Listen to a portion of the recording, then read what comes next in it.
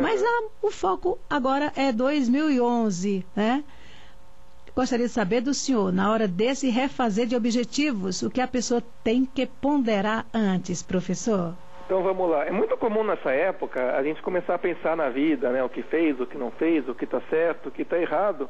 E começa a aparecer aqueles sonhos não preenchidos, né? Quer dizer, a pessoa fala, eu devia ter emagrecido, eu devia ter estudado inglês, eu devia ter estudado alguma arte, feito algum hobby, alguma coisa, né? O que é bom lembrar sempre, Maria, é o seguinte: para o ano que vem, a gente tem que tentar sempre buscar alguma coisa concreta. Então, o primeiro passo é o seguinte: você quer emagrecer? Não pensa assim, eu quero emagrecer e ser mais magro. Não, peraí. Para o ano que vem, o que eu posso fazer? Então, eu vou deixar de comer sobremesa dia de semana. Você está dando um objetivo concreto para aquela coisa. Você não está só falando, eu vou buscar alguma coisa abstrata. Você fala assim, bem, eu vou fazer exercício 3 vezes por semana. É uma coisa que você consegue controlar, é uma coisa que você consegue medir e você mesmo consegue se patrulhar se você está fazendo ou não. Então, assim, é normal a gente ter arrependimentos, coisas, mas não fica pensando em coisas abstratas, eu devia ter aprendido inglês. Não, peraí, eu vou me matricular num curso de fim de semana. Uhum. Então, assim, é um bom jeito de você buscar atingir as suas metas, né? Você ligar esse sonho, essa coisa mais abstrata, com uma coisa mais física, mais concreta, que você consiga medir e fazer, né? Que é o mais importante. Em resumo, é ser realista, ser simples nas suas perspectivas, né? Uhum. Com foco mesmo no que está querendo, e estabelecer, não aquelas 50 metas, mas pelo menos 5 que deem bastante certo. É isso, professor? Exato. É interessante, assim, que quando a gente começa a estudar, e no livro de criatividade a gente cita alguns casos, né? De pessoas que foram muito longe, ganharam prêmios nobres, escreveram livros que ficaram famosos, a gente tem aquela impressão assim que o cara parece que nasceu sabendo, né? Uhum, porque a gente só escuta aquela última obra que o cara fez. E na verdade é um processo de anos. Você vê assim, a pessoa por 10 anos estudando, se dedicando, trabalhando, e no final que ela vai ser reconhecida, né? Uhum. Então, assim, você pode ter aquele sonho, aquele objetivo, mas o importante é saber o seguinte: o que eu vou fazer quando eu acordar amanhã? É aí que está a pegada de ser realista. Uhum. E ser vigilante nessas perspectivas, professor? Com certeza, né? Eu acho o seguinte, o maior inimigo nesse caso somos nós mesmos, né? Porque aí você começa a se sentir desanimado, acha que não chegou muito longe nesse ano, mas não é por aí. Você tem que olhar, peraí, né? Quer dizer, o que eu posso fazer para melhorar um pouquinho a minha situação? O que eu posso fazer para andar mais um pouquinho? A gente até coloca no livro que é mais um trabalho de formiguinha, né? Quer dizer, sendo um pouquinho de cada vez, do que uma coisa que você vai dar um salto de uma hora para outra e vai ver sua vida melhorar em um mês, assim, né? Uhum. Isso é muito difícil de acontecer. Uhum. Porque tem pessoas, né, que estabelecem metas, fazem uma lista gigante de metas, uhum. e miram muitas vezes até em metas mais altas, né? Aquela que o senhor colocou mesmo da aula de fazer inglês, de falar inglês, uhum. não é uma coisa que se resolve de um ano para o outro, né? É preciso, como o senhor bem falou, que tem que ser um estudo permanente, né? Uhum. E eficiente, além de eficiente, e também rotineiro, né, professor? Caso contrário, no final de 2011 vai chegar de novo com a mesma frustração. Com certeza, né? E como você falou, é não tentar abraçar o mundo, né? Quer dizer, se a pessoa tem uma lista com 50 prioridades, ela não tem nenhuma prioridade. Então, basicamente, você tem que parar e pensar bem, peraí, quais são as 2 ou 3 coisas que eu quero realmente mudar na minha vida, que realmente valem a pena ser mudadas? Claro que se você conseguir mudar mais e estiver insatisfeito com mais coisas, melhora. Mas você não pode também querer fazer 50 coisas ao mesmo tempo. Uhum. Muitas vezes você aprender uma coisa a mais, desenvolver uma coisa a mais, já é difícil o suficiente. E daí você vai acabar não se dedicando àquilo, e vai ter aquela coisa de culpa. Meu Deus, eu não consegui fazer nada do que eu queria fazer tanta coisa ao mesmo tempo, né? Uhum. Para essas pessoas que dizem exatamente isso, meu Deus, eu não consegui fazer nada, bate aquela frustração imensa, fica um tanto deprimido porque não conseguiu fazer nada, fica sem vontade, inclusive, de repensar onde foram os erros e replanejar o futuro. Para essas pessoas, qual seria a sua dica, professor? Por isso que é legal a gente pensar em termos de criatividade, né? Porque muitas vezes a pessoa acha assim, mas eu não sou uma pessoa criativa, eu não vou fazer uma grande obra, eu não vou escrever eu não sou o próximo Paulo Coelho, né? Mas não é por aí. A hora que você começa a fazer alguma coisa e você vê alguma mudança na sua vida, você vai se sentir mais motivado. Na verdade é um ciclo vicioso. Se você não faz nada, você se sente cada vez pior com você mesmo. A hora que você começa a fazer alguma coisa, não importa o que seja, né, você vai sentir uma motivação um pouco maior. Então a dica para quem está se sentindo meio caído nesse fim de ano é justamente isso. Para um pouquinho, pensa, o que eu posso fazer amanhã, o que eu posso fazer quando eu voltar às férias, que vai mudar um pouquinho a minha situação. E a hora que você vê esse pouquinho mudando, você vai ver, né, que valeu a pena e vai continuar, vai se sentir estimulado para continuar mudando.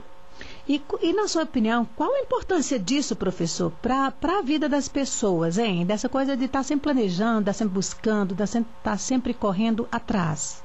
É muito grande, né? Se a gente parar para pensar hoje em dia, as profissões elas estão se tornando cada vez mais automatizadas, né? Então, quer dizer, o computador faz muita coisa por e-mail, muita coisa automática. E qual que é a diferenciação hoje em dia no mundo, né? Seja na vida profissional, na vida pessoal, nos hobbies, é você justamente conseguir fazer alguma coisa diferente, você conseguir fazer alguma coisa a mais do que aquele padrão que se espera de você, né? Que se você fizer sempre o padrão, sempre a mesma coisa, hoje em dia já é difícil você chegar em algum lugar sendo igual, fazendo a mesma coisa.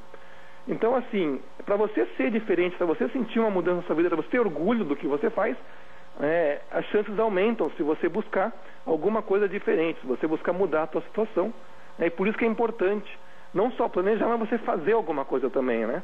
Eu acho que o problema é esse, tem muita gente que só planeja e acaba não fazendo. Então, por mais simples que elas sejam, né, professor? Exatamente.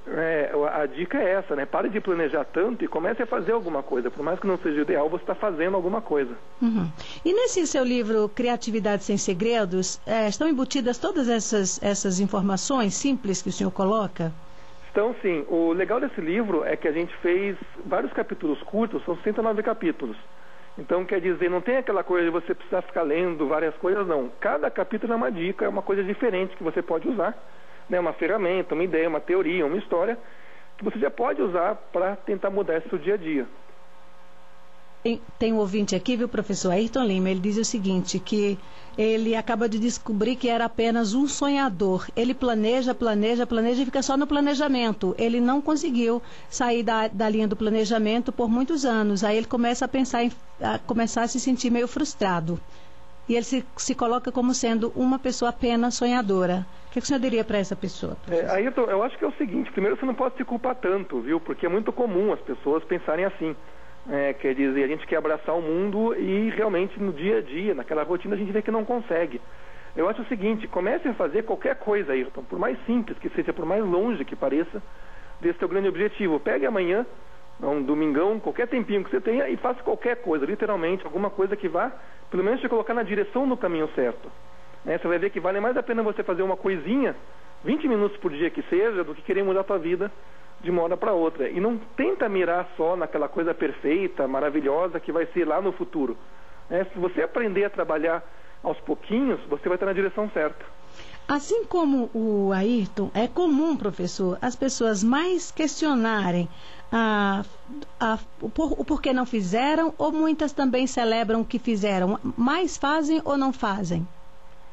É engraçado isso. As pesquisas mostram o seguinte, que a gente tende a se arrepender mais pelas coisas que não fizemos do que as coisas que a gente fez. Então, assim, mesmo quando a coisa deu errado, a gente tem aquela coisa na cabeça, não, pelo menos eu tentei. Então isso te dá uma satisfação maior ao longo do tempo. Agora, se você perguntar para alguém 10, 20 anos depois do que ela se arrepende, as chances são muito maiores que ela vai te dizer que ela vai se arrepender das coisas que ela não fez do que aquilo que ela fez e tentou. Pois é.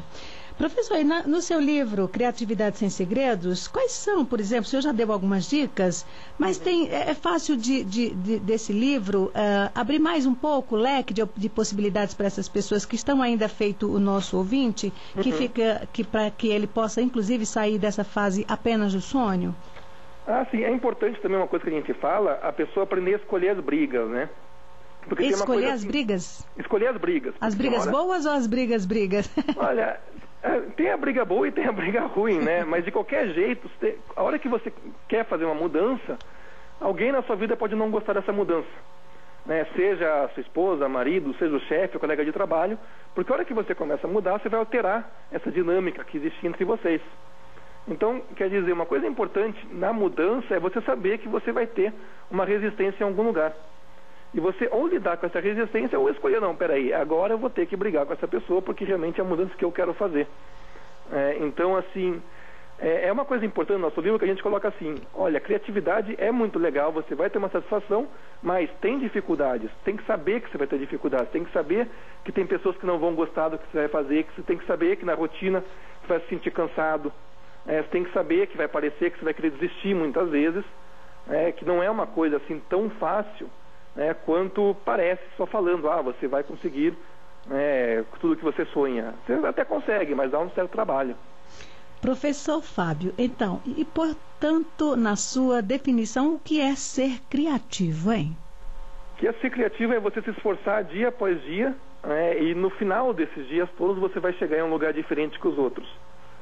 Não tem nada de mito aí do cara que nasceu sabendo, de alguém que é abençoado com uma criatividade anormal, né? É porque normalmente a gente faz sempre essa relação, né? O criativo já nasceu sabendo, ser criativo é a mesma coisa de chamar criatividade e inteligência como sinônimos. Exato, é uma coisa até interessante, eu que dou curso, escrevo no assunto, né? Muitas vezes a pessoa vem e fala, mas não posso ensinar ninguém a ser criativo, não posso aprender a ser criativo. Eu sempre pergunto, peraí, você tentou? Quer dizer, você tentou aprender a ser mais criativo, você tentou ensinar alguém a ser mais criativo, e é uma coisa assim, que como as pessoas têm aquela imagem que criatividade é uma coisa abençoada, né, que você nasce sabendo ou não, muita gente nem tenta se tornar mais criativo. E a nossa mensagem no livro é que é possível, você tem ferramentas para se tornar mais criativo. Como, portanto, tornar essa coisa da criatividade muitas vezes abstrata para determinada pessoa, que ela se torne de forma mais factível ou de forma mais concreta, professor? De forma mais concreta? Eu acho assim, tem um passo que é muito importante você dar quando você quer tornar a criatividade mais concreta no seu dia a dia, também é você aprender a lidar com as diferenças. Então, quer dizer, você ir fazer um curso diferente, você tentar uma coisa nova, já é uma tentativa de você lidar com uma coisa diferente. Quer ver outra coisa difícil? A hora que você começa a tentar, quer dizer, procurar novos estímulos, novos cursos, você vai conhecer pessoas diferentes. Você também tem que aprender que tem pessoas que não vão concordar com você. Tá certo? Então, assim, eu acho que assim, para ser bem realista, quando a gente fala em criatividade, você tem que aceitar, né, as diferenças, que tem pessoas que pensam diferentes, que têm métodos diferentes do seu, que têm formas de pensar diferentes dos seus, que têm disciplinas que não concordam com o que você pensa, né, ou com o que você estudou, né, digamos assim, na sua formação, na faculdade, assim por diante. Então, quer dizer, é você justamente tentar se abrir, né, para essas novas visões de mundo. Uhum. Para 2011, qual a sua sugestão para os nossos ouvintes aqui da Rádio CBN, então, professor Fábio Zugman? A minha sugestão é que vocês tenham alguma coisa e comecem a trabalhar por aquela coisa, não importa quanto tempo por dia, não importa quão longe pareça, né, dá um passinho de formiguinha por cada vez e você vai ver que pelo menos está mais perto daquele sonho, né, para 2012.